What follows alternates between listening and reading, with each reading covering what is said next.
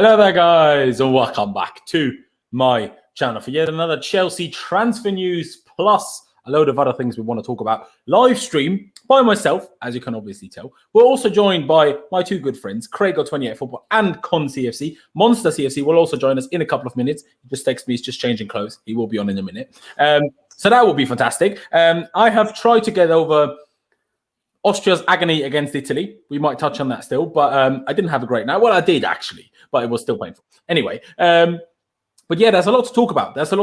There's now news about Lukaku has come out too a little bit, which isn't even in the title or the thumbnail, which is a bit of an L, but you know, it is what it is. We'll talk about Tammy Abraham. We'll talk about why Chelsea haven't signed anyone, whether that's actually even a big deal or not. And we'll talk about a load of other things. We're going to have a great time. And I hope you guys are going to enjoy it too. And if you're new here, please be sure to subscribe, whether you're watching this live right now or whether you're watching this when this has turned into a video. Get subscribed. We're on the road to 15,000 subscribers, so that would be absolutely brilliant. Smash the like button as well. If you want to support the channel, do use the super chat function. But let me just introduce you guys. First of all, Con, in suitable attire of the day, in a Croatia kit.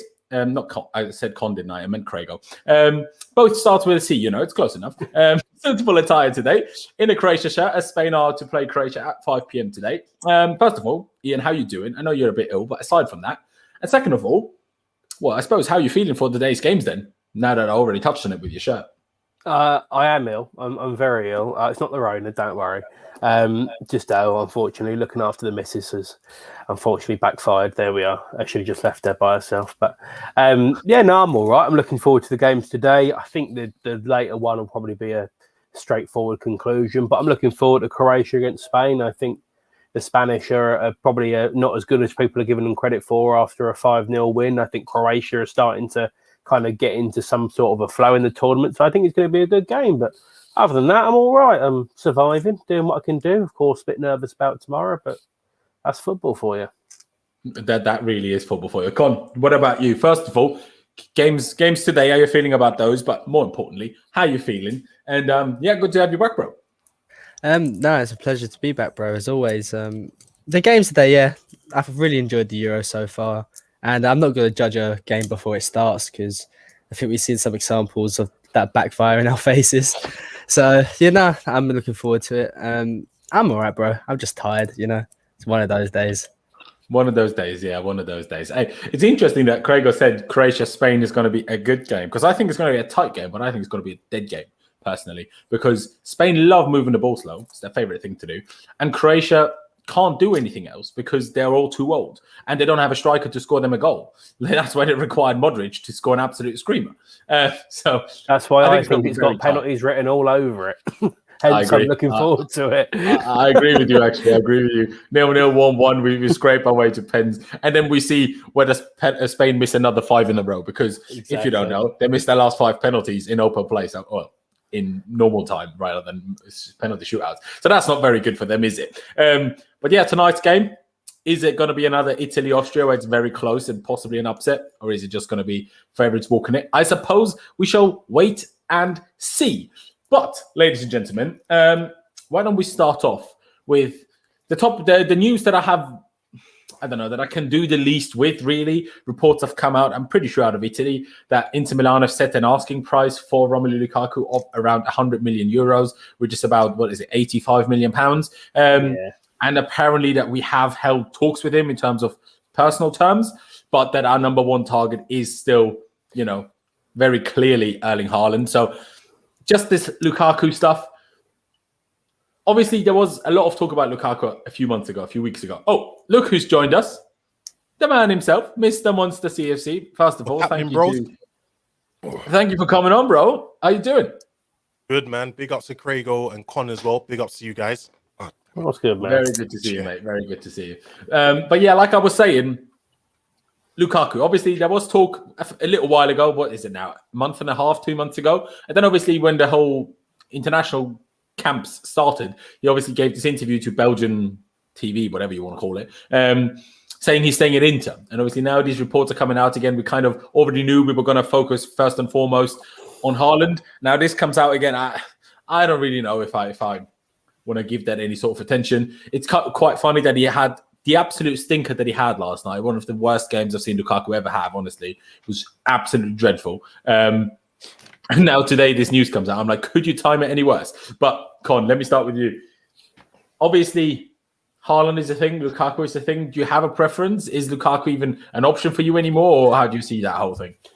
If anything, it's really reassuring because I think it's clear to see Haaland's he's our target and our priority. So the fact, I don't know if it's true or not, the Lukaku links, but it gives me a bit of reassurance that there's a backup plan there, you know? And I think, remember last time I was on here and I was talking how Chelsea react to situations when things don't go their way, with like the Kepa instance, for example. So it's nice to have them backup plans, and Lukaku's a hell of a backup plan as well. I think 88 million is a fair price in this market for a player like Lukaku. So if we don't get Haaland, I'll more than happily take Lukaku, bro. More than happily. Yeah, see, this is what I agree with. I actually don't think that this asking price is too outrageous, personally. I mean, he's in his prime of age, right? He has Premier League experience, right? Not the last 2 years, mind you, but it's not like it's less of a gamble than signing someone that has never played in the Premier League. So I think that asking price isn't even too outrageous, personally. But Monster, as you just joined, how do you feel about the Lukaku stuff? I know you're going to stream about it in about an hour's time, but do you even pay any attention to that? Or they said their asking price. We might have had personal talks with him. Is there anything to it, or how do you see the whole Lukaku stuff developing? I've never believed that he's not for sale or anything like that, because every player has a price. 100%. I just feel like if Chelsea, was to slap the money on the table, then they will 100% take the money. Inter Milan will definitely take the money. So I don't know if this news or is 100% factual or whatever. Mm-hmm. The place where it came from, I think they're, when it comes to news, they're, I don't know. It depends on how you take it, innit? But I wouldn't be surprised if, obviously, I never thought Lukaku was off the table. When you listen to every journalist talk, they've always said, Chelsea, Lukaku's like the second choice. He's just not the first choice. So we're not necessarily going too hard for him. So, if someone was to ask him what was his plans or blah, blah, what do you expect him to say? Do you get what I mean? He's always going to say, I'm committed to Inter, blah, blah, blah, blah, because Chelsea haven't come in with any official interests yet. So if Haaland doesn't happen, which I think might happen, if it doesn't, then I wouldn't be surprised if Chelsea go out and get him. Yeah, my only slight worry is the wrong word, but if Haaland doesn't happen and we decide, okay, let's try for Lukaku, I think that will be quite late in the window. And then I fear is maybe the wrong word, but then I see a chance of Inter just saying no, because it might be too close to the end of the window for them to figure out what they do then. So the longer the Haaland deal takes, if we mostly focus on that, the bigger of a worry it becomes that we might not be able to get a Lukaku either. But at the end of the day, it's possible that Chelsea might be talking to both at the same time, because I know they're doing that with Declan Rice and Tchouaméni.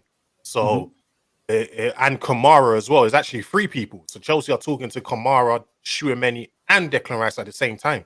So if one doesn't go through, then the other.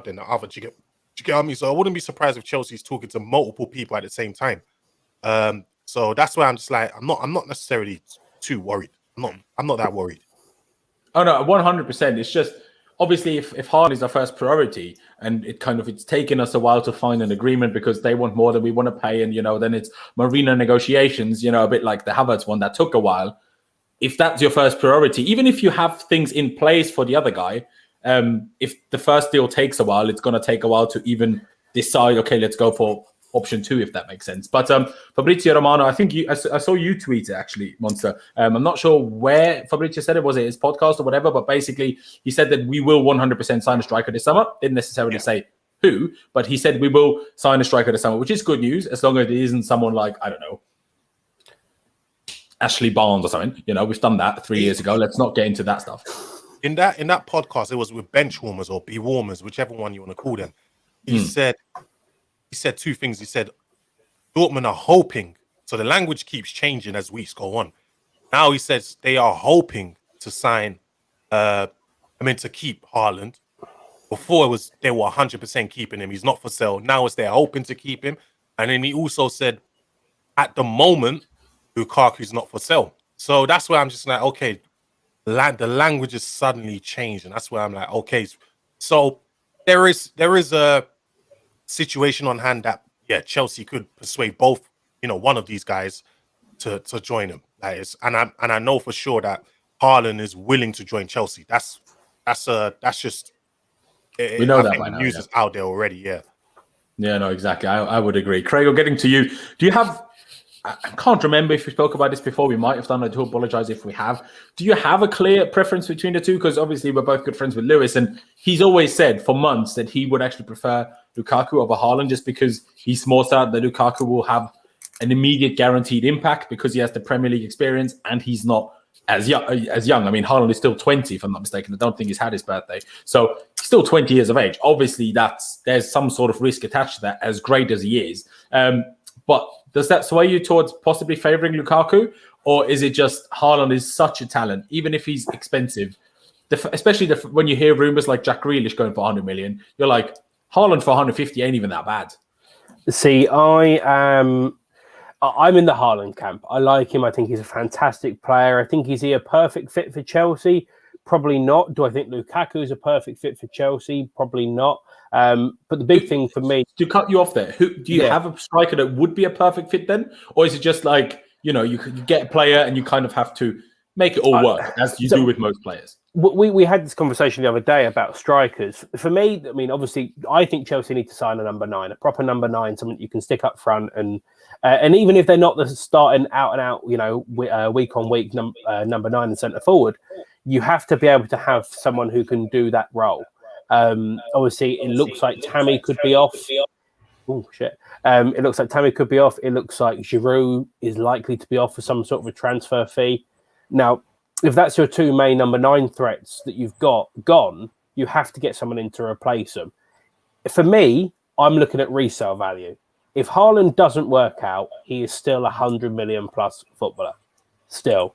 Where with Lukaku, I'm not certain that we're going to get that same fee or even close to it before. Because, I mean, how old is Lukaku? Is he 29 or is he 30? I think he's 28. I think he's 28. Okay. So, 28 years of age. I mean, in terms of what he's done in the Premier League before... Yeah, he's only just turned 28 as well. Oh, only just... Okay. In terms of what he's done in the Premier League before, he was at West Brom. Obviously, West Brom's West Brom. He was at Everton, like 19, where to be fair to him. Yeah, exactly. I mean, Everton, he had a good run. Man United, he had spells where he was good, spells where he was awful. I think that Serie A suits him. I think that it's a bit of space. It's either space to run into, or unfortunately, what is a trampoline touch every now and again. It still gives you the ability to go and turn a player and bang it top corner, bottom corner, whatever. Gives you the opportunity to finish anyway. But I don't necessarily think he's going to get that in the Premier League. Now, am I saying he's going to be useless in the Premier League? No, of course he's not. He's scored goals here before, and he's going to help us in a style to play. He is reasonably good in the air. He's obviously big, so that's, of course, a target man to aim for, at least. Can help link in and bring through other people. But the big thing I don't want to do at Chelsea is, as much as I'm sitting here and going, oh, Haaland would be great because we could, if it doesn't work out, we can still sell him on. Haaland makes Chelsea better. Lukaku makes Chelsea better. What I don't want to do is go and sign another centre forward that's basically exactly the same as what we've got right now, which is basically a false 9. Because as much as I like the idea of having a false 9 and getting loads of people to go and score, someone's still got to score. And as much as I love Kai Havertz, I think he's brilliant. He hasn't exactly been a prolific goal scorer for Chelsea. So the only thing I would say is about the whole Haaland-Lukaku thing. I'm personally in the Haaland camp, but it's not a case of it's those two or nothing. There are centre-forwards out there that are a bit bigger, maybe a little bit slower as well. I know we want to attack with pace or whatever. There are people that could be useful, but they're not all world beaters. And Ashley Barnes, I know you said about it there, but a little bit of a player similar to that. Obviously not him. Please, for God's sake, don't get me wrong and clip me up and say that I want him. But a player along those lines will be useful to Chelsea in the long run, even if it is a secondary or third option. But you just have to be able to have that the opportunity to change the game. Yeah. If we let Giroud go, we need a Giroud replacement. Yes, completely. And Tammy's going to go as well, which will be the same thing. For me, I wouldn't sell Tammy, but if he's asking 180 grand a week, which is what I believe is rumoured, then I would start to look at moving him on, which is a shame. But I mean, he ain't playing to the level of 180 grand a week at the moment. He might do, but Well, he's not playing at all, really. Yeah, exactly. Thomas Tuchel's been in charge since January, and I've seen him twice, 3 times.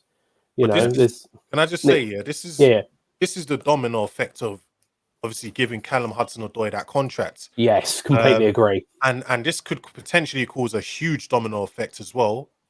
We sign Haaland and give him astronomical amount of wages. Do you get what I mean? Because you look at our wage structure, look how much we pay players. You look at the likes of Mason Mount. I know they're going to get more, but Tammy Abraham, all these guys are on less than 100 grand a week. Yeah. Do you get what I mean? If Haaland comes in, gets 300,000 to 400,000, and these guys who are performing well, when it comes to when it's time for their contract negotiations, they're going to ask for a lot more. And that's why, although I want Haaland, don't take it as I'm saying I don't want Haaland. I am a bit skeptical where could this potentially cause problems with it within the camp. And there was also a report about Raphael Varane as well, because Chelsea want to bring him in. We're talking about, if he comes in, he could come for he might be paid 250 grand, but then that will cause an uproar amongst our defenders as well, who are not on that either. So it's just a situation where when you pay so much wages to these players, it causes domino effects. And I think for Haaland, I think we are a stepping stone club, because I don't think long term we're going to be able to afford the wages that he wants. There's going to be 2 or 3 clubs that can. One of them is in France and the other 2 are in Spain. Obviously, they can't do it at the moment. So I do think we are a stepping stone. So I think he's going to try and get as much out of us as he possibly can. Sorry, the agent's going to try and get as much out of us as he can. And then eventually he's going to move on. So if you're wanting to win the league right now, I don't think it's that close between Lukaku and Haaland. But if I were to pick one, I still would be picking Haaland. Yeah, I mean, let's actually discuss that for a second, the whole wage structure, because I have a few thoughts about this, because the Callum and Tammy thing is 100% true, but I slightly disagree on the Haaland thing. But before that, quickly, ladies and gentlemen, if you're watching, be sure to subscribe, smash the like button. If you want to support the channel, do use the super chat function, but also download the OneFootball app, to which the link is down in the description, and just listen to what I have to tell you in the upcoming clip.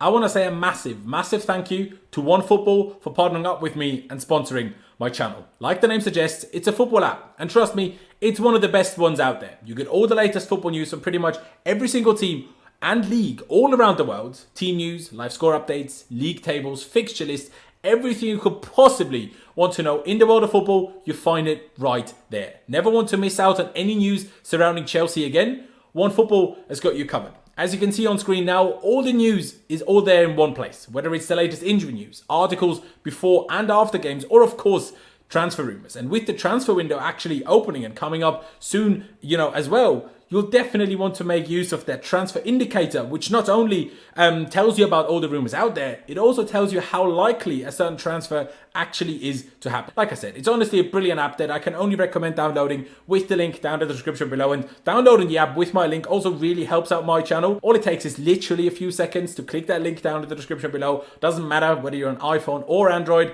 I download the app right there with that link. So again, go down below into the description and download the OneFootball app with my link right now. Take it to that conversation before we move on to discussing a few of the midfielders that Monster's already touched on, but it's Rice, Germany. I've also had a couple of stories about Saul Niguez today, which we'll get onto, and then obviously the whole Tammy discussion. I quickly want to touch on this whole wage structure problem, because I think if Callum was a regular start and performing at the level and at the potential that a lot of us think he could eventually be at, I don't think it will be a problem. I think it's only a problem because he's, for the most part, a squad player as well. So then Tammy is like, I might not be playing all the time, but I'm only a squad player either. I'm not that much older than him anyway, so why shouldn't I be paid the same as him, right? Which is, to some extent, maybe a fair enough, argument for him to make. But then you look at Haaland. If we sign Haaland for however much money it is, he will come in. Now, first and foremost, he will be a starter. It will not be a situation where, like Callum, he might not play. Haaland will start. Absolutely guaranteed. And if you somewhat believe in his talent, you will also be pretty confident that he will do well. And if he is the guy that, as good as we want him to be, and we'd hope him to be if we do sign him, and if he scores us 25, 30 goals a season for the next 3, 4, 5 years, I don't think many of the other players, unless they get anywhere near close to that, can even have a go at his wage demands or his wages. Like, you'd need to be as good as him and as important as him to even contemplate asking the same money. So if he's by far the best, no one would have a go at this. It's like Hazard and Kante were paid the most at Chelsea. Now it's mostly just Kante. Yeah.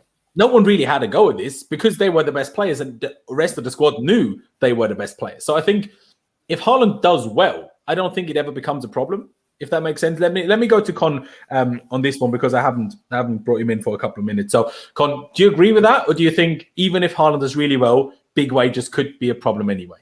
No, I get the logic you're saying there. I think that makes a lot of sense. And Chelsea's highest performers have always been on the most, and there's never really been an issue. But I just don't think it's happening, bro.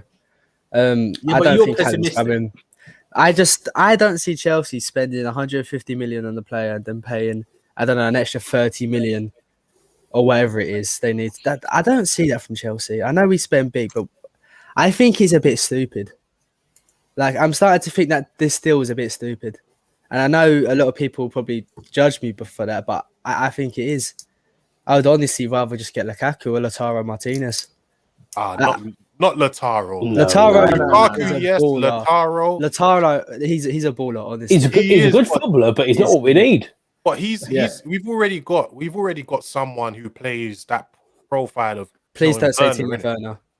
We've already got Werner, so there's not really a point in bringing Lautaro. You got to bring a big man. Do you get what I mean? I get what you're saying, bro, but Martinez is better than Werner. Don't get me wrong. But if we want Martinez, we need to sign Haaland or Lukaku anyway.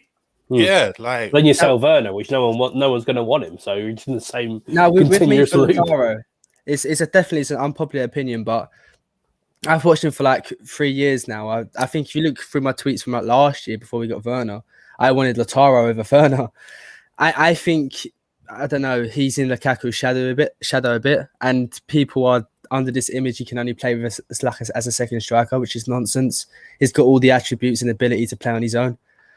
And I think if he came to Chelsea, he'd do a job. I think he really would. It would shock a lot of people. But that's just me, innit? I just feel like Chelsea's game style or the way we play, it's for a big man. That's what we've been lacking, a big man. And Lautaro, as good as he is, I don't think he would suit our game style necessarily. Especially not Lautaro and Werner at the same time. It's just there's no point, Bro, I have no issue with benching Werner. I'm just going to put that out there right now. I have no issue with benching Werner. Yeah. I think if you score goals, big decisions need to be made. And if that's bringing in someone like Lautaro and making Werner a bench player, I think that has to be done. Sorry. Don't forget, Lautaro as well is going to cost around 100 mil himself. I think it'll be a bit cheaper than that. I don't think Inter really in a position he's got 110 pounds or $1 million release clause. 110 quid, fucking sign him. 110 mil, I think. That's just like I'm a bit of a fanboy, so I'm obviously gonna be a bit biased with Lautaro. Maybe I just rate aesthetics too much. I don't know, but he is a brilliant player. Don't get me wrong. But with the Haaland, it's just so much money, man. For Chelsea, with how this club operates now, we're like self-sufficient. Like our net spend's always very healthy. But that's what Gregor mentioned earlier. Because Haaland has such high resale value, that's why I think it's possible. Because even if you sign him now, and even if Chelsea don't want to do it as of, okay, we sign him and he stays here for 10 years and then we get barely no money or whatever back. Even if Chelsea don't want to do that, even if we just want to have him for 4 or 5 years, we'll probably get more money back for him than we sign him for now. So I know it sounds crazy now, but unless he gets a bad injury and literally needs to retire, touch wood, he doesn't, for him and for us if we do sign him, you're almost guaranteed to make more money back than you signed him for. So as crazy as the money right now sounds, it's not really a risk with Haaland. I know it sounds stupid, but it's not a risk. No, bro, it's not the transfer fee. Like the 150 mil, even though it's mad money, that's not really what I have the biggest issue with. It's what comes with that, with the wages. And I was reading in The Athletic, and I think it was Liam Toney saying the wages are more than what have been reported. And that's coming from a good source close to Chelsea. And we've seen what's being reported. So what the hell is these wages? We spoke about this here, and I get Monster on this as well now, but I spoke about this before, that there have been different numbers that have been reported. And what Liam or what The Athletic never clarified, which numbers is it higher than? Because is it higher than what Goal said like a month and a half ago when they were talking about like 600k a week? Or is it more than the 350 to 400k a week, which has been reported a little bit more recently? Because that's a big difference. Because if it's more than 600k, you're talking stupid. But if it's more than 350, 400k, then I'm like, all right, then you're approaching 450, 500. All right, that's still a lot. It is, but it's 30 million a year roughly, and I probably presume that's including bonuses rather than without bonuses, right? And then just imagine he wins us the league twice, and then we sign him for 150, we sell him for 200 million because inflation of the market will only continue. So even on 2-3 years of wages on 30 million each, you're still not losing money. So, but Monster, how do you see it? There's no way his wages could be 600. No way in it. I don't think. No way. I mean, who gets that in football in Europe anyway? Like Neymar, Mbappe, and Messi. I think are the only ones. No, I think Neymar gets $1 million a week, and Mbappe gets like 550. I think I looked at it the other day. Not yet. Not yet. Mbappe on his new contract might, but his current contract isn't actually that mad. No, bro, I was looked at the PSG salaries, when the whole Hakimi stuff was going on. So I was just curious to see what they was paying players. Di Maria's on 250 a week as well. Di Maria 250 a week is mad, but yeah, and Mbappe was on like 550. It shocked me. I didn't think he was on that much, but there you go. Then you can't even complain with Haaland, can you? Really? I just don't see Haaland. With me, I'm always telling people just be a bit patient. I'm looking at the Mbappe situation at PSG to see how I think that will kick off what's going on in the market, because it's normally one big deal that just kicks everything off, and then from there the dominoes start to fall in place. So I'm just monitoring it closely. But 600k a week, I mean, that's outrageous if you ask me. That right there, that's especially like if it's pounds, not even that's euros. Madness. That's more than double what Kante owns, isn't it? So listen, and another thing is people don't realize as well, a lot of deals happen behind the closed doors, backhands and things like that. An agent told me this straight up. He said a lot of deals, you think these players earn 100 and something. Sometimes they get paid behind the scenes off of like outside of football by owners and things like that. And then just to balance their books, to make it look good in their accounts, they take way less. So that's why I'm like, we never even know. Listen, if Chelsea are willing to pay it, I'm sure that it's not really gonna affect them that much. Do you get what I mean? So yeah, I'm not too bothered with it. I'm not too bothered.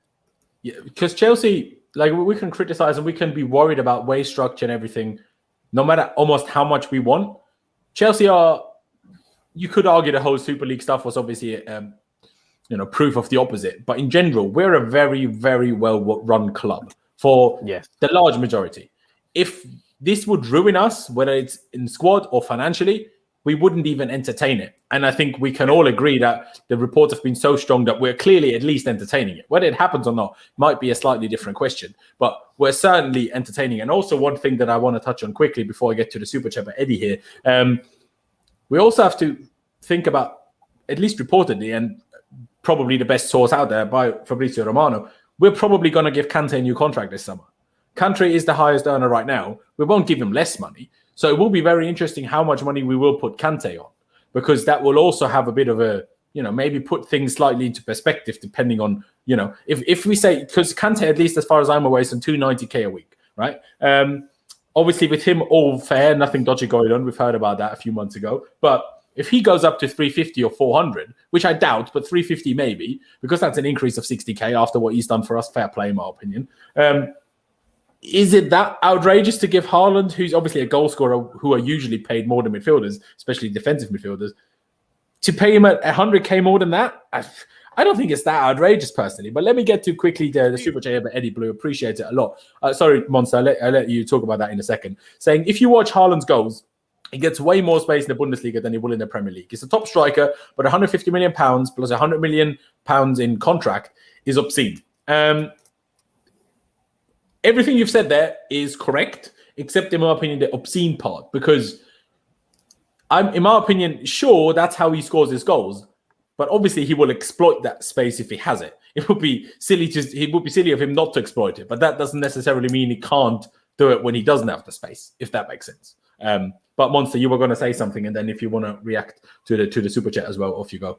I was just going to say, if he's able to be very successful at Chelsea, then I guess it doesn't matter what the wages are. And then also, in terms of the question, what are we going to recuperate this summer.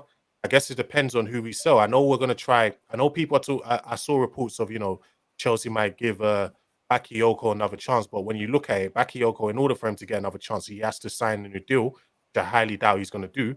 Also, I think Tammy Abraham, who's going to fetch the most money, I know there's a lot of interest from a lot of clubs. So we should be able to get a good amount of money in this summer. Yeah, I'd agree. And that's actually a good kind of transition to the next super chat by Nicholas Al here saying, how much money can we recoup in sales this summer? And that, I suppose, brings us on to the whole Tammy Abraham discussion, where the news have come out today that Arsenal are reportedly interested in him. It has also been reported that Villa are interested in him and very interested in him. It is said that Marina, Chelsea, want £40 million. With as much interest out there as Monster has touched on, we're probably likely to get that. So you've got 40 million for Tammy. You're probably looking at, 20 for Alonso? Maybe 15? More for Tammy. I think we can get more. Hey, maybe even more. So, but let's, just to be, pragmatic, let's say 40. Let's give it 20 for Alonso, maybe, or 15 for Alonso, 20 for Emerson, maybe the other way around. Let's say together for them 35 is probably not too outrageous to think. You'd probably get another 5 mil for Giroud, maybe tops 5 mil. So you add that to that. So you're at 80 million already. And then if we loan Kepa, because I doubt we're going to be able to sell him, but even if we loan him and we only pay half the wages, he's on big money. So that puts 10 million back into the war chest, if you will. So you make that 90 million. And then I'm sure we'll get rid of a couple of other players. Monster mentioned there, Bakayoko. If we do sell him, we will probably get 20, 25, 30 million for him. I know he only has 1 year left on a contract. I think it is 1 year, is it 2? 1 year. 1 year, okay. So probably looking at 20, 25 more than anything else. But you're making good money back there. And then you maybe we'll manage to sell a Ross Barkley for 20, 25, 30 million. Maybe we'll squeeze a 5 million out of someone for Danny Drinkwater. We can very comfortably make more than 100 million back this summer. So if you look at it that way, again, does 150 million for Haaland sound even that bad? Because we don't need any of these players. We just maybe need a backup left back then. If we sell Emerson and Alonso, I'm still hoping we just get Patrick Van Aanholt as a free agent and make him a backup. I'd be very happy with that. But let me go to you, Craig. First of all, the Tammy stuff and the Arsenal stuff. And also if you had anything to add on the Haaland stuff as well, because I know I didn't bring you in on it that much. Yeah, no, look, the thing for me about Tammy is I'm a big fan of him. I like him. I think he's got a good personality about him. I like what he's going to do, but I don't like how he's playing for 180 grand a week. People are saying, put him out on loan, as people are saying about putting Callum Hudson-Odoi out on loan. To put Tammy out on loan, he's going to have to sign a new contract at 180 grand a week, which is the only thing he's going to sign for probably 3-4 years, probably, to loan him out for 1 year. Which, I mean, if that's what you want to do, fine. But then that's 90 grand a week that's instantly coming off the books because you'd have to pay half the loan fee anyway, or half the loan wages anyway. So as much as I understand why people want to keep him, I mean, I just think it makes sense to, unfortunately, let him go. At 180 grand a week, I ain't seen 180 grand a week's worth of player, which is the same thing as Hudson-Odoi. Again, another one that, as much as I want him to do well, and I think he could be one of those ones that comes back to bite us on the arse, but I do think he's one of those ones that potentially you could let him go. I know, obviously, 70 million before for Bayern, that ain't going to happen. I saw a report that they're apparently no way near interested in him anymore and whatever. Yeah, but they can't even afford his wages. It's come exactly, out. Yeah. So I wouldn't sell to Callum, though. The only reason why I wouldn't sell Callum, it's not because obviously I like him as well, but you got to remember, we are down to 3 wingers. Sell Callum, then you're down to 2. Do you know what I mean? And so that's presuming that Ziyech stays too. Yeah, and that's presuming that Ziyech. I think personally, you got to keep a hold of all of the wingers. But at the same time, you're also then looking and going, well, you've got Werner, you've got Perisic, you've got.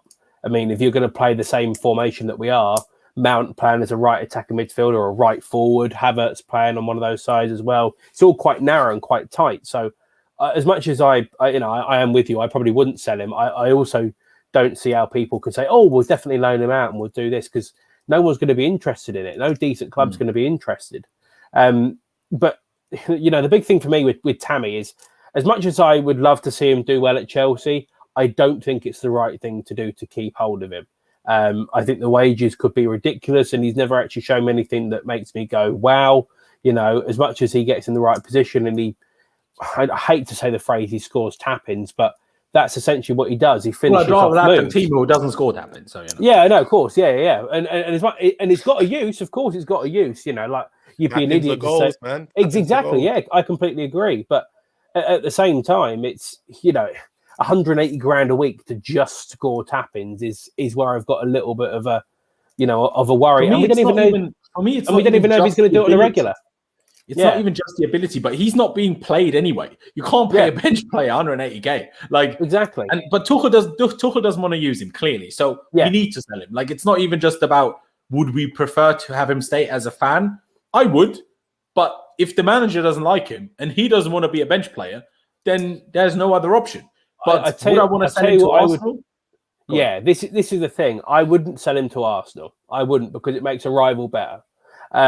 What I would probably do is I would probably look at maybe selling him to Villa, because if Villa love him as much as they believe that they do, obviously being a former player of theirs. What's going on with Ollie Watkins? Can I make a point to Craig, sorry, just because you've got him linked in? So on what's his name? West Ham employees, West Ham page. Yeah. He said West Ham are going to step up their interest in Tammy because Aston Villa are getting really hot on Tammy. So not surprised. Yeah, I mean, he's a good footballer. He's got a use. It's just a case of I don't think it's worth 180 grand a week when we need something else. You know, we won the Champions League, and you can go, "Oh, we're champions of Europe," but are we the best team that there is? You know, are we absolutely perfect? No, not by a long way. But clearly, no team else is, because we smacked everyone on the way there. So yeah, of course, exactly. But you know, if we're looking to be serious, I mean, I was just looking for the Premier League stats here about setters, forwards that have scored goals. I'm scrolling through the list about who scored what goals. Oh, apologies for my phone going off. We've got our top goal scorer. It's Tammy Abraham, who's ranked 36th in terms of goals scored by forwards. We haven't got anyone else in the list above that. Where you compare it to maybe Ollie Watkins, who I'm pretty sure was in the top half of that. Ollie Watkins at the moment is ranked 7th, but apparently Aston Villa won him. I'm not saying go all out for Ollie Watkins. It doesn't make any sense, but if Villa are talking about the interest potentially of playing Tammy Abraham and buying Tammy Abraham, they ain't going to buy him at 180 grand a week or even over 100 grand a week to sit on their bench. Because you're talking about Tammy to Villa, right? The Ollie Watkins thing. If Villa signed Tammy, I'm very sure Grealish leaves. I don't know. I think Grealish leaves regardless. I cannot see Villa affording 40 million for a striker when they already have Ollie Watkins. My logic is they sell Grealish, they turn Watkins into a kind of inside winger, and then play Tammy up top and Watkins as well. How do you see that monster? Because for me, that's why I don't want to sell him to Villa, because it's like that almost guarantees City getting Grealish. If you sell him to Arsenal, I don't want to sell anyone to Arsenal personally. So my personal preference would still be just force Dortmund to take Tammy and take a bit of money off the Haaland deal. That's what I really want. I know it's not, it's not, I can't have everything what I want, but that's what my ideal would be that. But Monster, what about you? I mean, you can't force Dortmund to take anyone. Dortmund are going to take what they're going to take. As for, City, and listen, City are going to buy Grealish if they want him. Do you know what I mean? All they have to do is drop the money. That's not necessarily going to stop Aston Villa from continually building. So we have no say on that. Do you get what I mean?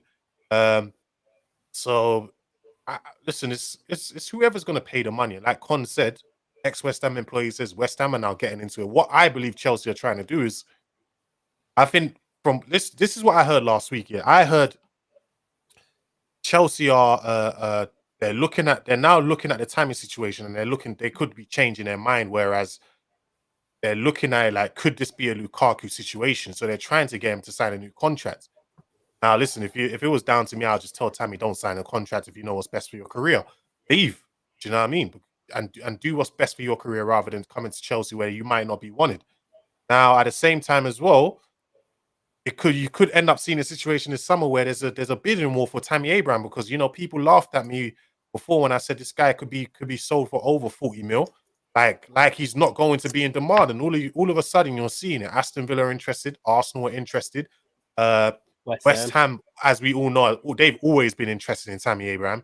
And there's more clubs, you know, Wolves. I knew Leicester were interested. I don't know if they still are because they've brought some players in. But there's a lot of it players. seems like they're signing Daka from Salzburg, aren't they? So but you get what I mean. There's a lot of teams. There could be more that are interested in him as well. Like, he's an in-demand striker, so it's down. Listen, if they are going to sell him, you just got to get the best price for him. Just get the best price for him. That's it.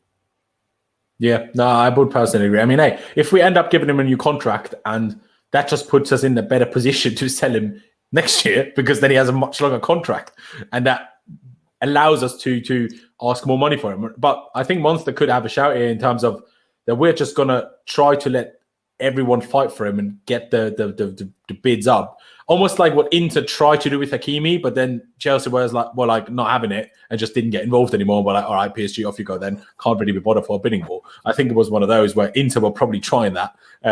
But it didn't really happen for them.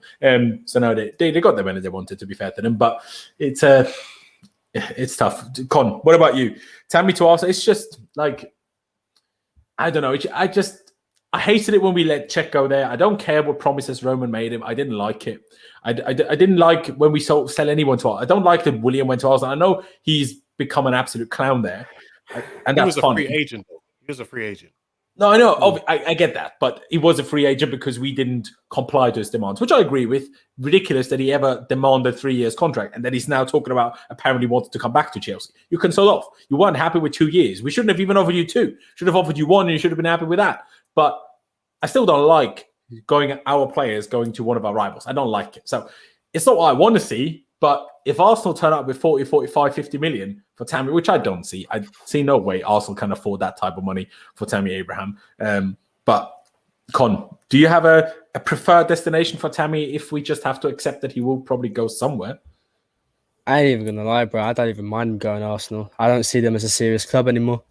I think Villa will be a bigger threat. They signed Bunduia. They're looking for Maitland-Niles. Arsenal, go to Arsenal, bro. Like, if I'm Tammy, I don't go to Arsenal. You know, they're declining horribly. Is Tammy an Arsenal fan? Was he originally an Arsenal fan? Yeah. His family are Arsenal fans. He said that, but he is himself an Arsenal fan. Yeah. Just a side note I've just thought about is, I mean, we're saying about, would we sell him to Arsenal? Or maybe not. We don't want to. Is there any possibility that we're talking about free agents here, like Czech and Willian in years gone by? Next season, he's a free agent. Is there anything stopping him instantly from going, do you know what? I'm going to go to my boyhood club, Arsenal. Yep. No, it's not next season. It's the upper season. Because remember, there was an automatic clause extension after he scored the goals he scored 2 seasons ago or whatever it was under Lampard. So what's he got? Has he got 2 years left? He's got on his 2 years left now. 2 years. Right, okay. Sorry, I thought it was the one. Does he? I thought he has just 1 left. Okay, interesting. Oh, he has 2. But obviously, you don't even want it going into 1 year because you get being what his contract's at now, you get good money for a minute. So it's best to sell him now. And listen, at the end of the day, I think we've done a lot of business with Arsenal down the years and good business as well. Obviously on our side, not theirs. But listen, I don't. It's obviously we know we don't negotiate with Tottenham. We don't do no deals with Tottenham. But with Arsenal, we've always done some business with them and gotten some of their players. They've gotten some of ours. So if he goes there, I don't think Chelsea will be reluctant not to do business with Arsenal. I think they will. So I don't see. Listen, at the end of the day, we don't want him. If they pay the money for him, then you just got to take it. Innit? There's 2 sides to every story. You could look at it and go, actually, we fleeced Arsenal for 50 million for Tammy Abraham if he doesn't work out. We could all sit here and laugh and rub our hands together. I'm not gonna lie. I wouldn't even offer Tammy 120k. I wouldn't even offer him 120k. I think he's a dead baller. I don't think he's a top 6 footballer. I'm just saying how it is. I don't think he's a top 6 footballer. You just said Arsenal in a top club, so he's not going to a top 6 club. Yeah, I don't think he's a top 6 baller. I don't think he ever has been. I'm a big fan as well. So nobody can come at me and just say I have an agenda because I love Tammy. If you look through my Twitter accounts, before most people even had Twitter, I bigged up Tammy Abraham. I've always liked him. Him, Loftus, I have like special places for because that was the first sort of youth players I watched. But I don't think he's a top 6 footballer. I don't like his attitude. I don't like the fact that he doesn't want to fight for his spot. So just go then, innit? Like, this is Chelsea. Did you see Drogba cry when Shevchenko and all that come in? No. Did you see him cry? Yeah, exactly. When Anelka come in and all that, did he cry? No.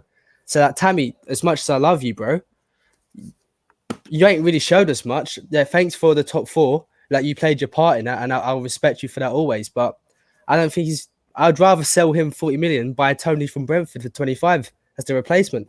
Whoa. I think Tony's a I better don't player. know about that. And I think if any Premier League club has that's said, a bit outrageous now. You Bro, can't say that have you seen after what Tony Tammy's in the done in the Championship? Championship. You can't say that. but Tony smashed what Tammy did in the Championship, though. Record goal scorer in the Championship, Tony, bro. And he's a big guy who can use his height. Not like Tammy. Tammy's like a 5'10" footballer in a 6'4" person's body, bro. Tony he's a guy, bro. And if we have to get a backup for sure in Tammy, if we can get it done for a good price. But you do realize that Tony is 25, like Tammy did this at 20. Yeah. So That's what? a big difference. That's a big difference. Whether you're doing this at 25, if you're in the Championship at 25, well, I know he got promoted now, but that's not quite the same thing. But let me just, because I know Monster needs to head off in a little bit, I want to get into this last topic before Con and Ian and myself discuss a few other small things plus a bit of Euros at the end. Should we be worried at all? I know this is kind of what people have kind of been putting out there, whether it's on Twitter and some people on YouTube as well. Should we be worried that Chelsea aren't doing more in terms of transfer targets? Personally, I know I put it as the title. I do apologize. I don't believe it at all, because a deal like Haaland, it just bloody takes a while. And that's why we're not doing something while other clubs are, because they're signing lesser players than what we're going to sign. End of discussion. That's why it's going to take a while. Look at Havertz. Took us to bloody September until we signed him. Hopefully Haaland doesn't take this long, because this year the transfer window will be shut by then. So, get it done a bit quicker. But in general, it will take a minute. And whether it's then in the end we only sign Haaland, or we sign Haaland and a centre-back, or Haaland and a DM, or even if we sign 3, if we sign Haaland, no one can say nothing. Our squad is good. If we stick to the same formation, by the way, I don't think we desperately need a midfielder. Sure, if Billy goes out on loan, we need a 4th midfielder, but we don't need going out on loan, by the way. He is going. Yeah, no, he is. So we need a player there, whether it's then, I don't know, we keep Conor Gallagher or whatever. We need then a 4th central midfielder. But if we stick to a back 3, I don't think we necessarily need a Rice or something to make us so much better. Because if we have 3 behind them, Jorginho, Kante, Kovacic, in my opinion, is absolutely fine. So I don't think it's much of a problem, the fact that we haven't signed anyone. Does anyone disagree with that? Because I see a lot of people almost moaning and saying, come on, Chelsea, do something, because our City are bid or want Grealish for 100 million and Kane. And I'm like, calm down. It doesn't matter. Can I just speak from my experience? Yeah? Oh, sorry, Monster. I was just going to say that, listen, I keep telling people the only deal that's happening right now is Sancho. And it's taken Man United 2 seasons to sign this guy. Like, this is not something that just happened this window and they're buying him now. This is something that they've been negotiating from last season, and finally now they're getting it done. If this Sancho deal was at Chelsea, we'll be crying and bitching. Do you know what I mean? Man City, the whole story about City have bid for Grealish turned out to be a lie. That was waffle anyway. Yeah. Yeah, it turned out to be a lie. Fabrizio came out and said nothing's done yet. They haven't even bid on nothing. What's in terms of why ain't Chelsea doing this or that? No one knows. Chelsea are probably doing something right now. We don't even know about it. As we all know, when there's silence with Chelsea, you should know that's a good thing.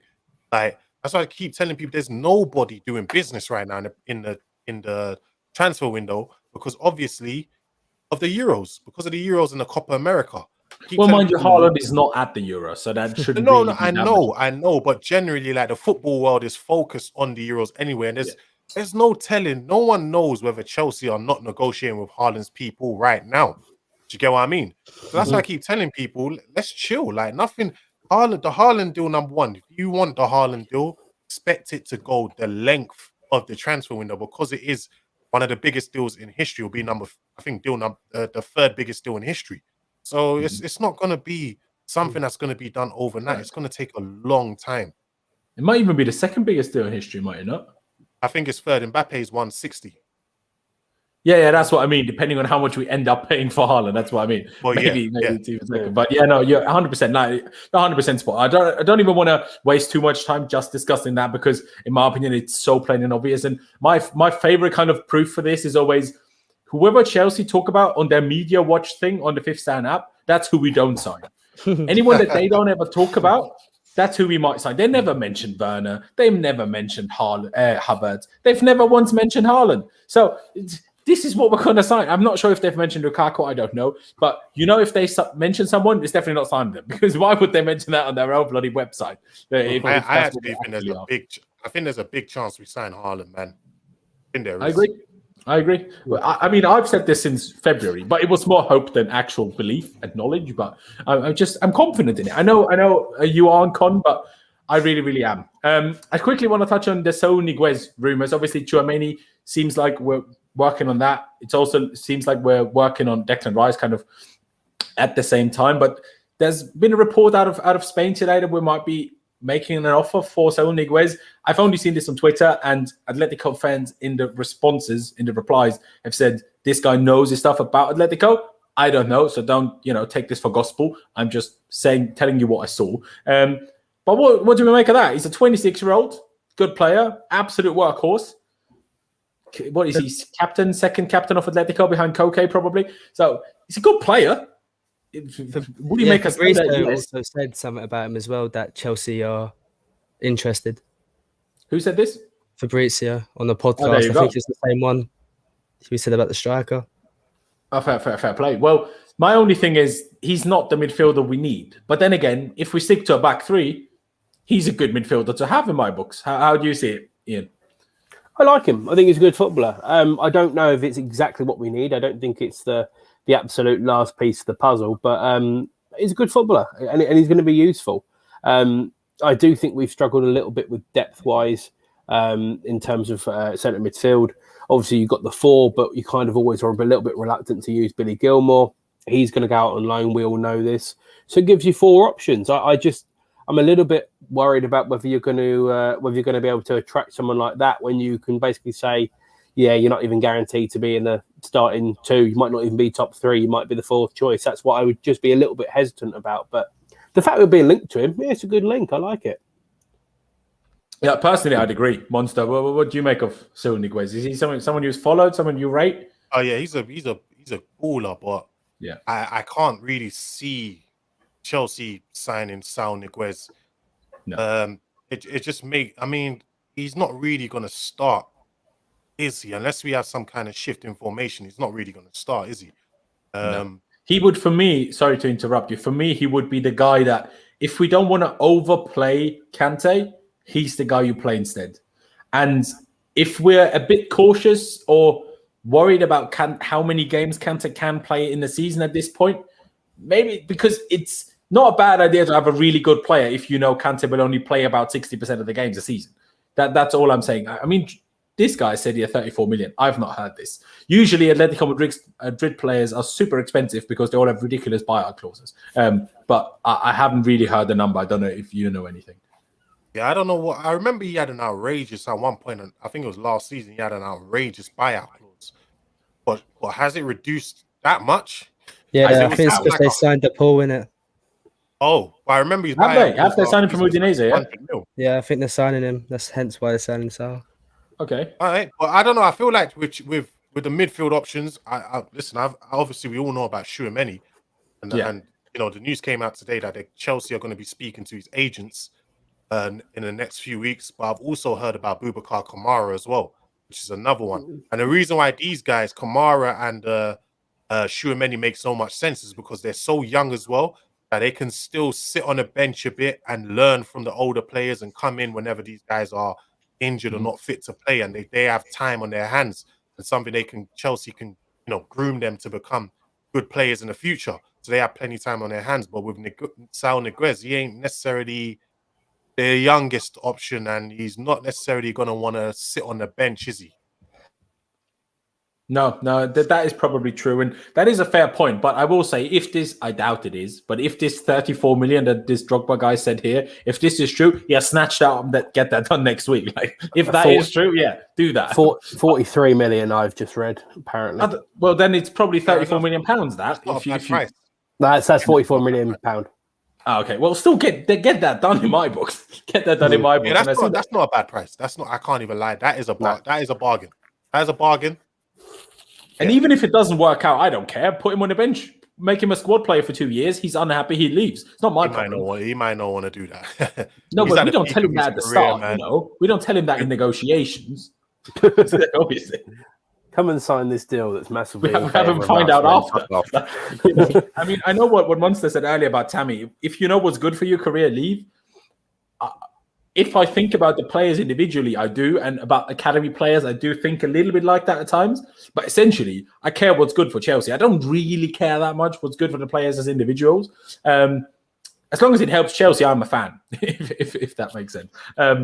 It's just it. Because you mentioned Germany there, Monster, because he's someone obviously we've been linked to for, well, at the start, I feel like it was just a rumor that fans started. It was like, we want him.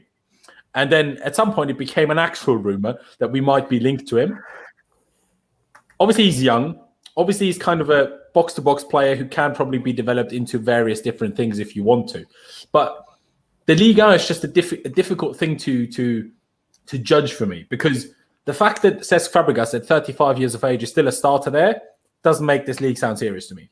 The fact that... No, I wouldn't say that, because the French league, although it sounds crazy, yes, but if you look at some of the best defensive midfielders to ever play in the Premier League, a lot of them come from Ligue 1. Do you know what I mean? Mm. And France as well is well known for producing some of the best midfielders. A lot of people, their reservations come because of Bakayoko, but it happens. Do you know what I mean? Like, yeah. But your Bakayokos happen. Great midfielders happens. Like, it's just part of the game. Like, some people work, some people don't. I think I've watched him, and I think he's a brilliant midfielder. I think he'll be, great for Chelsea and someone to learn off of Kante as well. Listen, I'm not. To me, I think he's. I think he would be a great sign. I just think people just like, oh yeah, because of Bakayoko, you don't sign anyone for a midfielder from Monaco again. Well, Monaco also sold. What's his name? Fabinho. Sorry, they also sold Fabinho to Liverpool, didn't they? Which was a great, one of the best defensive, if not the best defensive midfielder in the Premier League right now. Is he not? By that. And he's amazing in centre back as well. So listen, signing players, there's risk. There's going to be a risk of players flopping or a risk of players being great. That's just part of the game. It doesn't stop teams from signing players. Do you get what I mean? No, that's true. Like, I just because I want to almost push this slowly into talking a little bit about the Euros for a minute. Burak Yilmaz, Yasiki from Lille. I know they're not DMs, and obviously you make a fair point there in that Monster at that. Historically, there have been a lot of great players in that position from the Liga. I don't know, the Liga players at the World Cup, they haven't really done themselves many favors. A lot of them, whether it's how Turkey have failed and two of their star men have been from the French league champions, it's not the best look, I will say, right? But it doesn't make them a best player. Just as the last question to Germany, because you have said you've watched him a bit, how would you define him? Do you think he's just like he does the Kante job, but it's like a tad more offensively, or? His passing ability is really good. He can play the Kante role as well, because he's very diverse and he's very versatile in it. So he played as a deep lying playmaker for I think it was Bordeaux before he came to Monaco. When he came to Monaco, he played more of a box-to-box role, and you can actually see how he's learning off Fabregas as well. His balls over the top are very, very good and very accurate as well. I know he's learning that from Fabregas. So that's something we've been lacking in midfield, and that's something he can bring. And he's also he's big as well, so he covers a lot of ground. His tackling is quite good as well. Listen, he's young as well, so he's got a lot of room for improvement. I think if Chelsea do end up buying, and it said today that Petr Cech has recommended him. Another one that Petr Cech has recommended now. First was Mendy, now Tchouaméni. And I think he'll be a great addition to Chelsea's team. Well, it's a fair shout, to be honest, mate. It's a fair shout. Just as a quickly a touch, Aspi starts for Spain today. Big up, Aspi. Who thought that would happen? Who thought that would happen? And Aspi, this last-minute call-up, and then they've been awful. He starts in their one good group game, and now he starts even in the knockouts. Fair play to him. Big up, Aspi, honestly. Big up, Aspi. A lot of people in the chat have mentioned Renato Sanchez. Yes, he's having had, because they're knocked out. He had a good Euros when he got to play. But mind you, he didn't actually play that much. So he kind of had 1.5 good games, right? Let's not overdo it. But also, He had he a was good- he had a dreadful at good Swansea season and with- dreadful at Bayern Munich. So, like, But he did have a good season at what He did. Lille when they won the Lille, title. yeah. He had a good Lille, season. Lille. I Yeah, think yeah, he's on his way back. I just think he was young as well. Like when he went to Swansea, Yeah. he was very young, man. Maybe they were asking a bit too much of a young player. no, that's very true. That's very true. Guys, we still have 275 people watching. Big ups to yourselves for that. If you're new here, please be sure to subscribe. Smash the like button as well. Let's get to at least 150 likes right now. And now I quickly want to put it to the Euros for a second. Monster actually asked Conan and Ian before you got here what they reckon about today's games. Obviously, Spain against Croatia, and obviously tonight, France against Switzerland. Any sort of predictions or feelings you got ahead of that? I don't know. Are you watching the Euros much? Or? Yeah, I am. I expect France to get through, but Spain against Croatia, for some reason, I predicted Croatia to go through. But we'll wait and we'll have to wait and see. I just don't think Spain are good. I think they're completely rubbish. But we'll see how they get on. We'll see how they get on. No, 100%. And just to take it back to the Euros a little bit, obviously, Saturday, bit rough for me, I can't lie. I was like, okay, we're going to get battered by Italy. We didn't get battered by Italy. Instead, especially in the second half of the 90, we kind of battered them. But then VAR turned up, and I hated more than I've ever hated it before. Well, unfortunately, it was right. No, it was, obviously. It was, but I still hated it. Like, I was watching with like 10, 12 other mates, and we was like jumping around like crazy people. You know, shouts were flying and everything was kicking off, right? It was a madness. And then all of a sudden I find out VAR screwed us. But Monster does need to head off. Myself, Ian, and Cole will just discuss the Euros for a little bit. Join Monster on the stream in a second. Monster, thank you for coming on. I'll talk to you soon, bro. Big ups, man. Smash the like button and hit the subscribe button, people. I see Connor, Laurenz, and Craig. I see you later, man. Bless up. Take care, Monster. In a bit, Talk mate. soon, bro.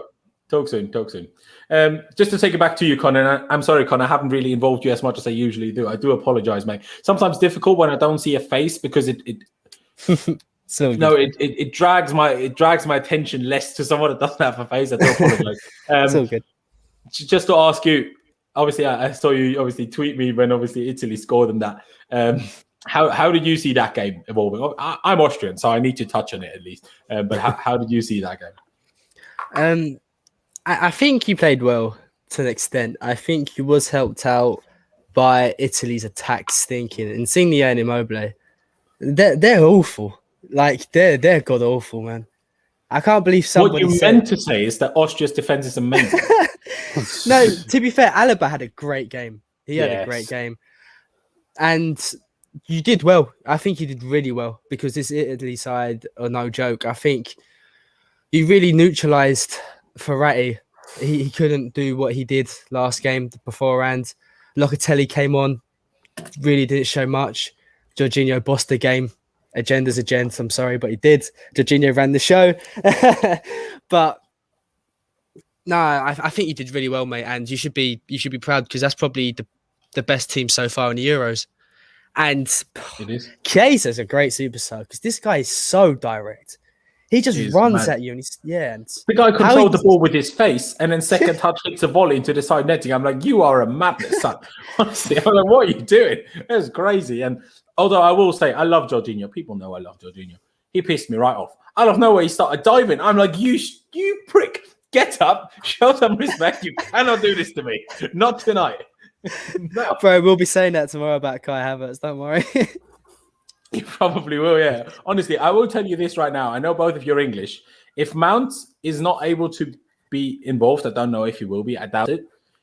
And Reece James doesn't start, I'm not supporting England. Because I have no... If anything, that means every player starting for England, I dislike them. Because they play for all of our rivals. So if Chelsea don't play, I just dislike everyone. So there's no logic in me. And not that I like Germany at all, but at least they have Havertz and Rudiger, so that's something. But yeah, I've been both of you. Obviously, I know you guys have been following the Euros, of course, especially you, Craig. By the way, check out Craig's channel. Help him get 20K. He's getting ever so close. So make sure the link is down in the description. How have you seen the Euros now that the knockout stages were kind of halfway through? I suppose. Well, not the knockout stages, but the round of 16s. Shock yesterday, Czech Republic against Netherlands. Netherlands were absolutely dreadful. I mean, Dumfries ruined everyone that said he's a great player yesterday. Rarely seen a worse wing back than him. Every touch he had was bad. He had one good block on the line, mind you. That was good. But aside from that, He tried to drive with the ball about 10 times, and every time his first touch was so heavy and wide that he played it into the path of an opponent. I'm like, what are you doing? It's ridiculous. Depay was shocking. Marlon was shocking. A lot of them were absolutely diabolical. And what De Ligt is doing, I don't like what. First, he lets the ball bounce not once, which you're told at 12 years old, don't do that. He let it bounce twice. Then he fell over and thought, yeah, we have a shit goalkeeper because our manager is stupid and decided not to take Cillessen for no reason. So I have Stekelenburg in goal. So I need to now handball this away because otherwise they score guaranteed. It's the stupidest game I've ever seen, honestly. And the first half was so dead as well. It's actually taken a while for the tournament to get good. You kind of sit here and go, oh, you almost sell it to yourself. Well, this has been a good tournament. This has been great. It's actually been a crap tournament. It hasn't been as lively as other tournaments have been. And I know that often comes with the whole, especially the 3 teams going through thing, which is infuriating. But it's not a good tournament. And thank God that it kind of came in the last round of games. You had a couple of interesting results. Obviously, Hungary kind of popped up with, the game against the French which was in I think the second to last game of the second round. And then after that, of course, you had the 2-2, and you had 1 or 2 upsetting, not upsetting results, but results that meant something. So it's kind of livened up. But as a whole, I mean, the Dutch yesterday were shocking. They were awful, and I've tweeted it before. I've tweeted a couple of things. One is I'm going to dye my hair like Foden if England make the semi-final, because I don't think it's going to happen. However, if you make the semi-final, that's too easy now. Well, see, this is the thing. Before, I was going to go, well, there's no way we're getting past them because we're playing awfully. And now I'm looking at it thinking, well, Germany have played 3 games this tournament, lost the first one, won the second one, but went behind, which is something that England could do potentially, is go in front and defend like fuck, basically. And the second game, in the third game, they were holding on for their lives, really. Oh, yeah. I think you stand a good chance of beating Germany. I just don't think you're beating Denmark, if I'm being totally honest. Yeah, see, this is the thing. If England want to have real aspirations of going and winning a tournament, we should be looking at this Germany going, great, we get through this, we should be in the final. Because the Dutch was the other team I was worried about. Obviously, going on historic name and whatever. But now you're looking at Denmark and thinking, well, you're going to meet them in a semi-final. Because obviously we're on the different halves and whatever. Which would be great. However, is it ideal that we're going to have to play the team that everyone is now is basically everyone's second team in the tournament? No, it's not ideal. But if England have any real aspirations of winning a tournament, it's the golden generation or this new wave or whatever you want to call it, is realistically, you have to get through Germany. This is the most weakened Germany team I've probably ever seen in my life anyway. They're in transition. They're very notably in transition. They're tactically so bad. Yeah, exactly. Yeah, completely. If you can't get through them, you don't deserve to be going anywhere near a Final Four or even a winning a trophy. If you can't go through them. We were lucky in the 2018 World Cup. We rode a luck. We got to the semi-final. But if you do it 2 out of 2, then it's a building of momentum, which is something I can massively get behind. But I do just question some of the England players and how much they really give a shit, which is alarming to say, bearing in mind we're at a major tournament. If we win this game tomorrow, then we should be looking at making the final if we have any real aspirations of winning anything. That is true. Bottom line. Yeah. That is very true. I see Daniel Middleton here asking silly questions. It's like, who's another regista? I said, have you heard of Andrea Pirlo? He says, are you comparing Pirlo and Jorginho? No, but you ask another regista. That's like saying, tell me another striker. I say, Arno and Ronaldo, and you say, are you comparing Tammy Abraham to Ronaldo? No, I'm not, but they're still both strikers. Are you stupid? It's not that difficult to understand. Anyway, let me get to you, Connor. How do you feel? Connor, I usually call you Connor. Connor it is.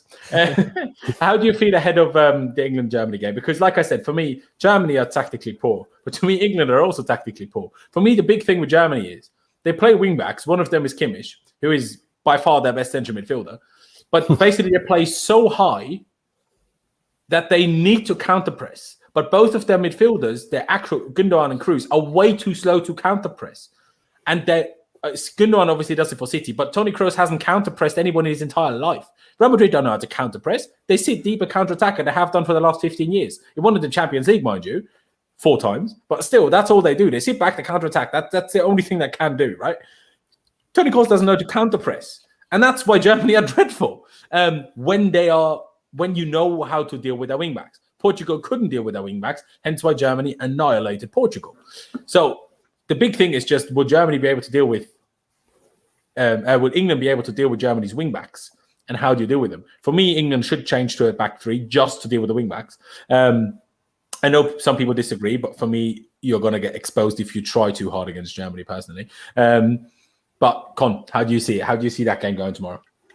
My biggest worry, I think it was a point made, I can't remember which commentator said it, but it's like every game Germany have played so far has been like a high-level sort of game. Whereas England, we haven't really had that. We've played Scotland, Czech Republic, and who was the first team that's missing my mind? Croatia. And Croatia, like, as good as Croatia are, they're not They were slow. Yeah, they're not France or Portugal. So as bad as Germany are, and I agree with Craig, I think they're the worst Germany side I've watched in my lifetime. And I think that's partly down to the manager. They're in, like you said, they're in transition. I just worry for the fact that they've been more exposed against better players this tournament than we have. And I also agree with Craig when how much of our players actually give a shit, because I get the vibe not all of them do. I don't think this really means a lot to all of them, to be honest. So we'll get a lot of answers tomorrow. I think we should be favourites to win. I think we are the better team on paper. We're the better team in form. That's a big call. I think we are. I know how good their team is, but I think...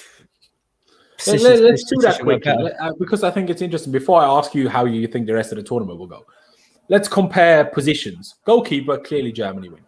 Yeah. Let's presume a back 3, right? Let's presume a back 3 so it's easy to compare the games. Yeah. Rudiger over any English centre-back, in my opinion. Hummels over any English centre-back, in my opinion. He's slow, but way better. No, because he's as quick as Harry Maguire and just better at everything else, right? You can tell me yours. I'm just telling you mine. All right. And then who is the third English centre-back? Probably Kyle Walker. Is he a real centre-back? Maybe not. No, still Stones. Better than Stones it would be. Yeah, but if you play 3, it will be Stones, Maguire, and Walker. So what, you're comparing Stones to Rudiger? Is that the... Well, I don't really care. Not necessarily. Well, I suppose so, yeah. So, okay, fair enough. So you'd have... Would you prefer Stones or Maguire, both of you? I like Stones. I'm a fan of Stones. But is Stones good without a leader next to him? Yeah, I think he is. Fair enough. And Con, what about you? Would you prefer Stones or Maguire? For international, probably, yeah. Stones? Yeah. Okay. Well, fair enough. Then for me, it would be Rudiger. Well, in a back 3, though, I think Kyle Walker is England's best centre-back, personally. Just in a back 3, not as an actual centre-back, but in a back 3. But yeah, okay. So you'd have Rudiger. I'd have Hummels still. And Stones, fair enough. Right back, clearly England win, but only because Kimmich isn't a right wing back. So that's that. Left back, I'd say England win on both of Chilwell and Shaw over Gosens, even though Gosens is a great player. Midfield, I'd pick any German midfielder over any English midfielder. It depends on who they're going to play. I like each other, but he's slow. He is slow. I think if you're going to compare the two, I would probably put Phillips and Gundogan together. If I was going to pick a pairing, that'd be a good pairing, to be fair. Yeah, I like it as a pairing, but I mean, obviously, the teams are going to play together. But if you're going off name, it's Kroos. I don't know. I mean, let's be honest. It's Kimmich and Gundogan. Kimmich and Gundogan pisses us all day long. Or Kimmich and Goretzka. That's the thing. Absolutely ruins it. I'd pick Kimmich and Goretzka personally. Yeah, I know Goretzka doesn't even start for Germany, but I think it's outrageous that he doesn't. And I think I agree. You rate Gundogan. I like him too, but the way Germany play, he shouldn't be anywhere near that side, in my opinion. They just don't play like City, and he's great in a City type football, but he's not in a Germany type football. For me personally, people might disagree, but that's that for me. And in wingers, it's Grealish is better than any of their wingers, but I can't remember. Oh, again a bit. Who's better than Grealish winger for them? Kai Havertz, millions. He's not playing on the wing, bro. He's playing as the full starting. Yeah, don't try. No, he is, because Müller plays the central one, so he plays off the right in this 3-4. Müller didn't start last game, bro. Yeah, Müller was on the bench. Yeah, but that's because they rotate. No, because it was a bit injured. But he started the first two. I'm still picking Harry Kane up front. Oh yeah, of course. Harry Kane up front. Serge Gnabry, I'll give you because he's a great footballer. And the other one, I go Grealish. Where the hell you'd play them? That's a different debate. But yeah, I'd pick Sancho over Gnabry, to be honest. Sancho ain't fucking playing on the bench for England. Goretzka don't really play for Germany, but you still put him in. That's very true. Hey, it's a fair point. No, but Kane definitely wins. I would love to put Mount in there, but it's not really. I would play Mount over if it was a team I'd pick rather than who is a better individual player. I'd certainly pick Mount over Gnabry. But as a better, I'd also argue he might be a better player. But would you argue in that position he's a better? That's why I'm not sure. I know obviously he did it for Chelsea, but we play a bit different. I don't know. It's a tough one. Interesting. I know your answer, Con, because well, actually maybe not because Mount's in there. So Grealish, Mount, Foden, rate them. Grealish, Mount, Foden. I'm joking now. I think it. I don't know. It's surely got to be Mount top. Surely. Come on. Are we going as a forward or are we going as a footballer? Footballer. Okay, Mount's top. He does it all. He does it all. I think Grealish is top. I'm sorry. Fair enough. I'll be honest with you. I'm just glad you're saying it's not Foden. Because Foden's great, but he's only ever shown it going forward, where Mount's done both. And Grealish is more experienced than Foden is, so I would put him above it for now anyway. So I would go Mount top, Grealish second, Foden third. But that likely is to change. But the biggest game Jack Grealish has played in his life is a Birmingham derby. Yep. And? That's not experience, is it? Yeah, but you look at Drogba, what a legend Drogba is. The biggest game he ever played was an African Cup of Nations final. Compare him to Henry. I mean, who's a better footballer? Just because Henry's played in the World Cup final doesn't mean he's actually a better footballer. Just means he plays for the right team. But obviously, that's comparing very different things to Birmingham derby. Drogba won a Champions League final. Exactly. That's the thing. It depends on what you want to compare. I mean, if you're comparing Henry to Drogba in a literal sense, I mean, you're going, okay, well, Henry probably played off the left and he was a little bit more kind of reliant on his pace, but in a big game at club level, Champions League, he bottled it in the final. Drogba stepped up to the plate, scored, and then scored the winning penalty. But then you're also looking at a better player. I think we can all agree on that. But then you turn around and go, but then you turn around and go to international level and say, well, Henry's won a World Cup, still was shit in the final, but he's won a World Cup. But it's unfair to say about what Drogba's doing because he's never going to get to that level because of, unfortunately, the team he plays for. But if you look at Jack Grealish, goes to Man City, everyone's talking about at the moment. If he goes and rips it up and they win the Champions League in years to come, I'll guarantee you that he'll be one of the people that stars in the final. Yeah, 100%. I agree with that. I agree with that. Foden will as well, though. Well, depending, because I mean, I think both of their best position is left wing. Yeah, I just thought that. If they're going to get Grealish, right, because he's so one-footed. Yeah. Where are they going to put Foden then? Because Mahrez is right, obviously. They should play him number 10. I don't like him on the right. Bernardo Silva and Mahrez then. Bernardo Silva is leaving, is he not? And Sterling's obviously in the mud. And I mean, Mahrez, sure, you could argue play Foden as a 10 if City played a 10. But how old's Mahrez? 28, 29? He probably won't stay there forever. So the way that Ian just said Champions League final in a few years, that's why I'm saying probably Grealish and Foden.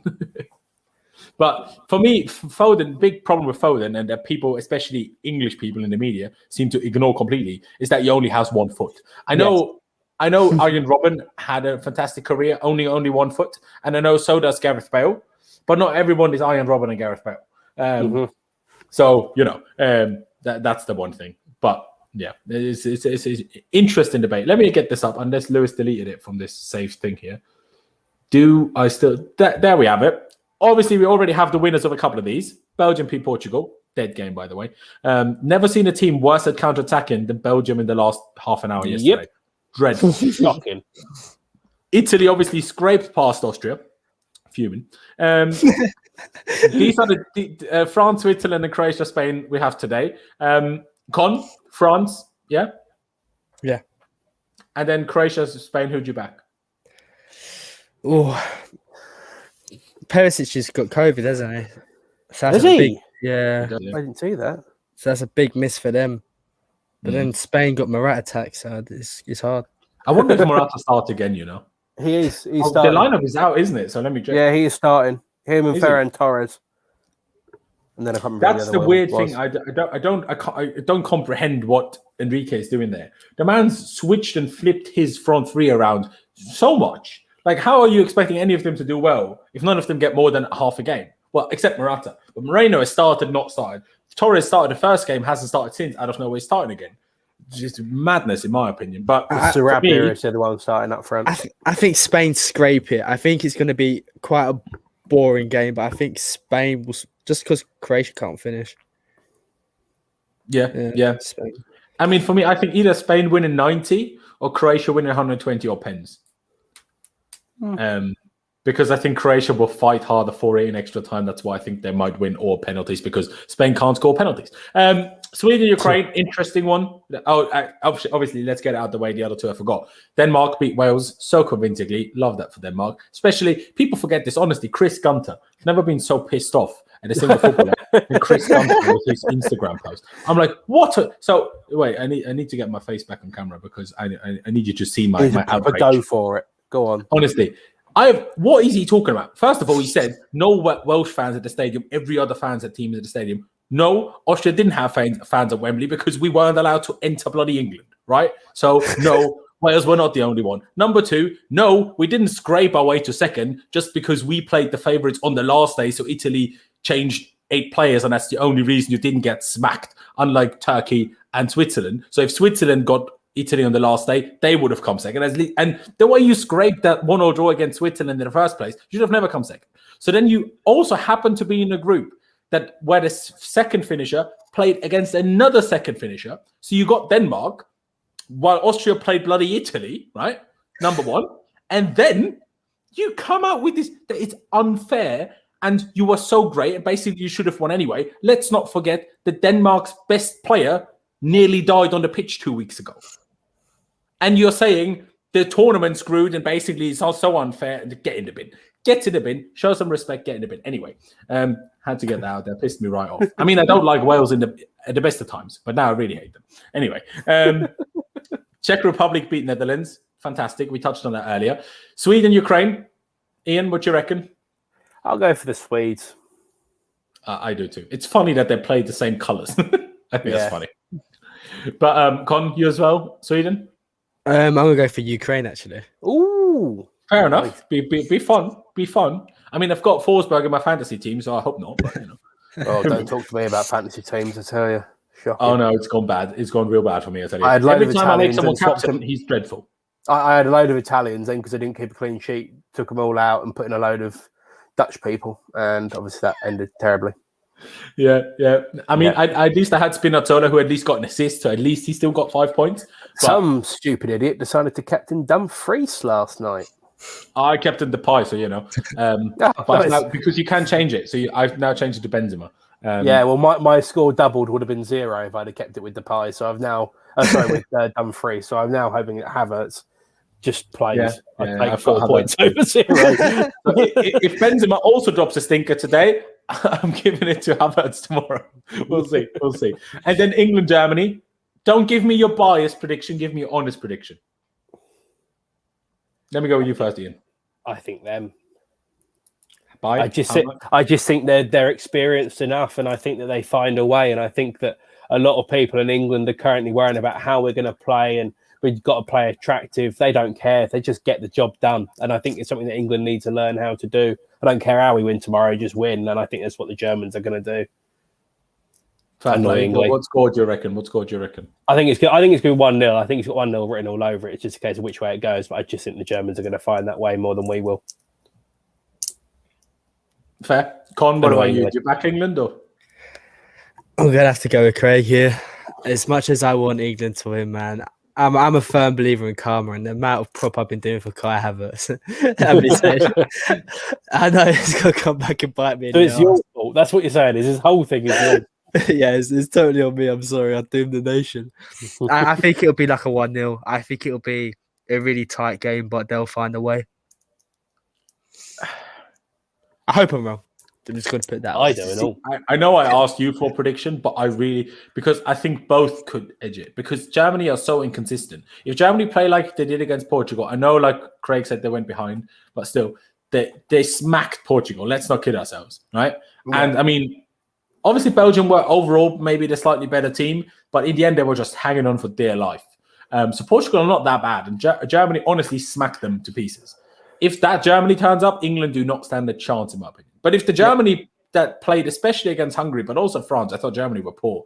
I think England can comfortably win that. So it all depends which Germany turns up, because they're super inconsistent, while England have like an acceptable average, and they will probably perform at said acceptable average. And then it will just be a question of, will that acceptable average be enough in my book? So I don't really know. I'll be nice and back England, but I don't really know. Just quickly, let's rattle through the rest of the fixtures then, because why not? And then we round it out here. Belgium, Italy. Con? Yeah. Well, Belgium, Italy, who wins? I'm going to go with Italy. I've been far more impressed by them, and Belgium. Especially with Hazard and De Bruyne are both injured. Yeah. I'll go for Italy. Yeah, exactly. I'd agree. Gregor? Yeah, Italy. They're better defensively. There you go. And then France against whoever wins. But do we just back France to go through anyway? Yeah, the French have got to go through tonight. Not even just tonight. I mean, in the quarters, whoever they play in the quarters, do you know what I mean? Yeah, they've got the best draw. They've got the best draw of the lot. I think us and them have got the best two draws. I think they're going to keep fresh. They've played a lot of tough games already. But they've got to back it, or they've got to back themselves now. Because let's be honest, they could have beaten Portugal if they really wanted to, but they just slowed up because they knew what a point did for both sides. So I think the French are going to be comfortable. The penalty that France got was very dodgy, so they could have also lost. Yeah. But yeah, no, I personally agree. I think France will make the semis. And then we also said Sweden. Actually, Con said Ukraine. So Con said Ukraine, Germany. Then I presume you back Germany to go to the semis, Con? Yeah. Okay. Ian, you said Sweden, Germany. Yeah.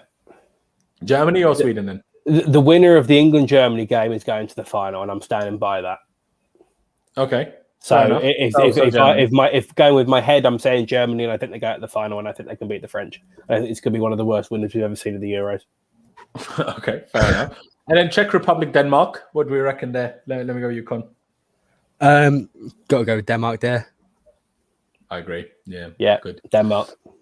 Fair play. I forgot that I can obviously see a small picture of Ian at the bottom. You guys cannot. I apologize, because he was nodding, and I was like, "Oh yeah, he's nodding. That's fine." But you guys can't see that right now. Anyway, by the way, I think I think Sweden could be. If England make it past Germany, I think Sweden would beat England. No, just because, you're taking the pace. No, but just because it would be such a big thing for England to beat Germany that they'll be screwed next game. It's like I'm not sure if any of you follow tennis, but whenever Dominic Thiem has beaten one of the big guys, the next game is always lost every time. And I feel like that's almost what it will be like for England. They beat Germany, they'll be so happy. Out of nowhere, they lose to Sweden.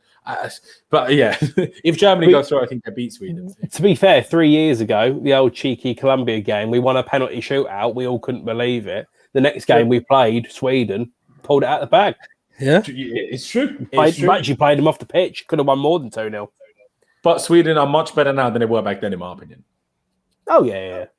So that's a way, to be fair. Well, debatable. not judging from the group stages, in my opinion, anyway.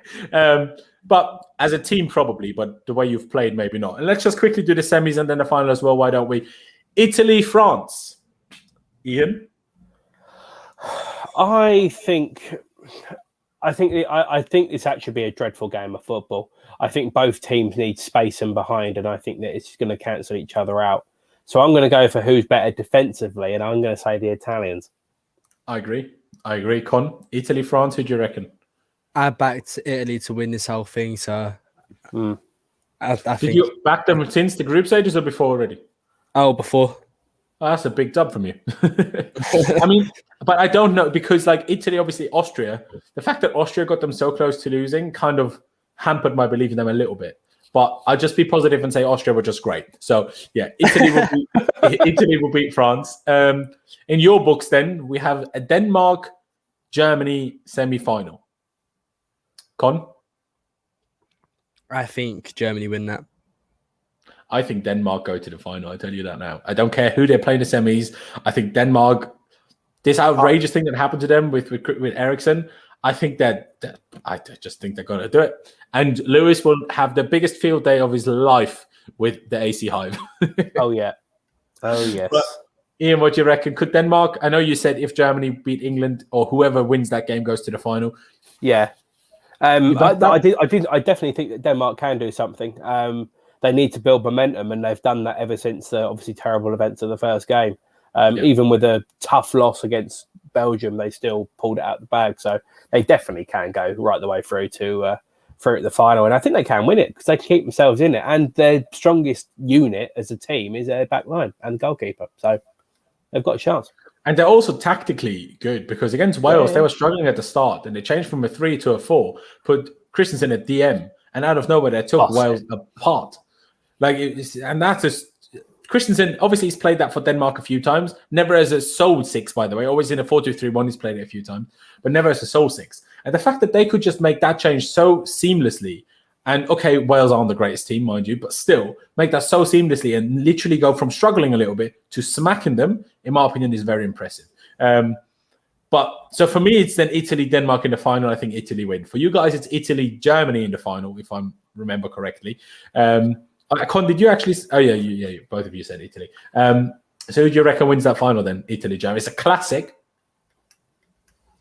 What do you reckon? Let me go with you first, Ian. I think the Italians. I mean, I'm slightly biased, of course, but I think the Italians. I mean, I've got my name on to win it. I backed them after the first game, not quite as early as Con, but I backed them after the first game, and I like the way that they are because they can keep themselves in games, and they've got the ability to bring on someone like Belotti if shit does hit the fan, and they can play a completely different style of football. So I'm going to back them to do it. Fair play, Con. Obviously, you said you back Italy to win in the first place, but you agree whether it's Germany or Denmark in the final, you think Italy are going to do it? Yeah, I think Italy are going to do it.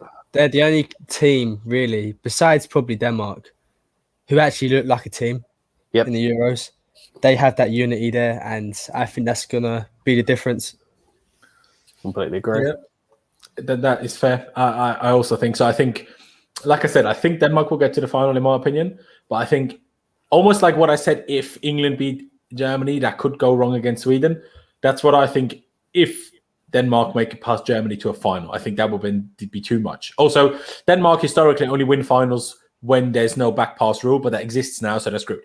If people don't know, the reason why Denmark won the 1992 Euros is because in the final they scored a goal and then they just passed it back to the goalkeeper, Schmeichel, and then they kicked it every time he picked it up. That was before that game is why the back pass rule was introduced.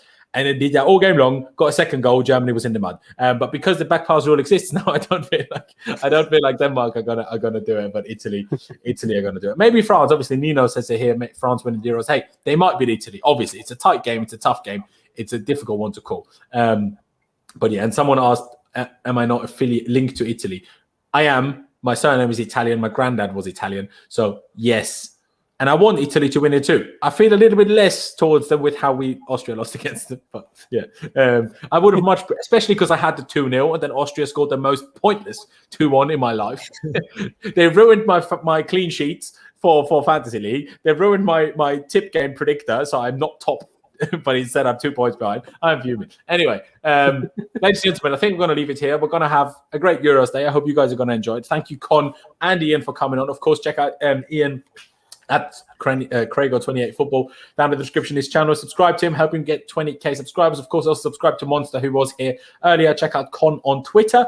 But yeah, ladies and gentlemen, thank you guys for watching. I really do appreciate every single one of you that has tuned in today. Get subscribed if you haven't already. That'd be massively appreciated. We're on the road to 15,000 subscribers. So just hit that big red subscribe button. It really means a lot to me. It really, helps me out. Smash the like button as well, because, YouTube likes, and then it shows us to different people, and that's how we grow. So please do drop a like. Be honestly massively appreciated. And if you want to become a member, there's a link in the description if you're on your phone, or a join button underneath your desktop. But yeah, ladies and gentlemen, we're going to leave it here. Thank you guys for watching. Up the Chelsea. And I'll see you on Wednesday, but next time.